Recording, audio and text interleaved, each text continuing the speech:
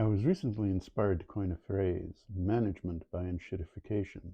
The word enshittification was invented by Cory Doctorow to describe deliberately degrading a customer experience in order to extract more money from the customer to get a less degraded experience.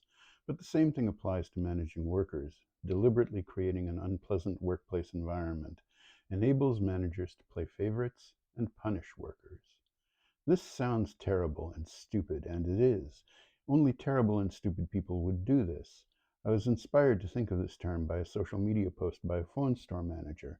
This manager got in trouble with his higher-ups by enabling his workers to have a predictable schedule 4 weeks in advance, but company policy was to schedule only 2 weeks in advance and only publish the schedule 1 week in advance. That's enshittification. This process of enshittification scales up very nicely. In fact, educated, skilled professional workers are likely to be more shocked by enshittification of the work environment than your average phone store employee.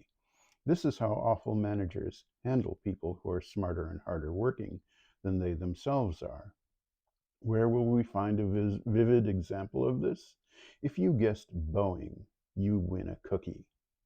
I thought I was done with the Boeing rabbit hole, but recently I found this in an article in the American Prospect. CEO Jim McInerney, who joined Boeing in 2005, had last helmed 3M, where management, as he saw it, had, quote, overvalued experience and undervalued leadership, before he purged the veterans into early retirement. Prince Jim, as some long-timers used to call him, reportedly invoked a slur for long-time engineers and skilled machinists in the obligatory vanity leadership book he wrote.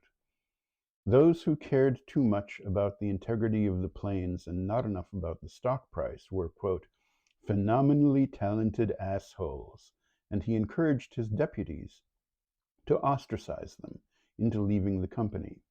He initially refused to let nearly any of these talented assholes work on the 787 Dreamliner, instead of outsourcing the vast majority of the development and engineering design of the brand new revolutionary wide-body jet to suppliers, many of which lacked engineering departments.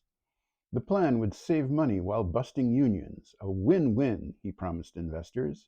Instead, McInerney's plan burned some $50 billion in excess of the budget and went 3.5 years over schedule. How surprised would you be to learn that McInerney was a protege of, wait for it, Jack Welch?